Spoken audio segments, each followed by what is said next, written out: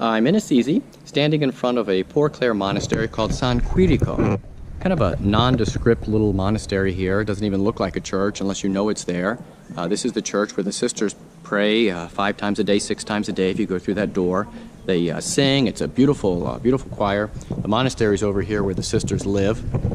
But what I want to tell you about is what happened here during World War II, because this monastery, San Quirico, was known for hiding Jewish people from the fascist and Nazi regime.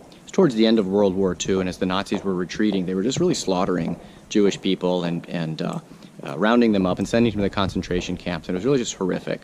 But here in Assisi, a group of religious, poor Clare nuns from here at San Quirico. There were some friars involved. There was the guardian of San Damiano. His name was Padre Rufino. The Bishop of Assisi, Bishop Nicolini, was highly involved together with the Cardinal of Florence. A whole network. The mayor of Assisi was involved, Arnaldo Fortini.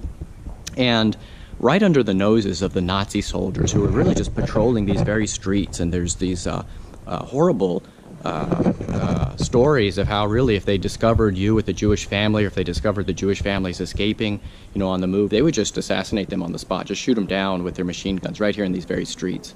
So at a huge risk, the abbess here of San Quirico, together with the friars and priests, created this network of hiding the people in this church. And it was really just this elaborate scheme where they had a tipographo, a printing press guy, named Brizzi here in the city of Assisi. Brizzi's an old family. Before Fortini was mayor, Brizzi, one of the Brizzi men, was mayor of Assisi. So one of his sons or his nephews had this printing press, and they actually printed up false IDs, false papers for the Jewish people. So you had the printing guy, Brizzi, involved, and they just did it right under the noses of the Nazis. And just an amazing story. And they really violated the rule. You're not supposed to go back in here behind the cloisters. This is the 1930s and 1940s, especially bringing men back in the cloister. But they agreed to do it, and at a huge risk, and just an amazing story. But there's a book that talks about it called Assisi Underground, written in English, translated in a bunch of languages. It's in Italian.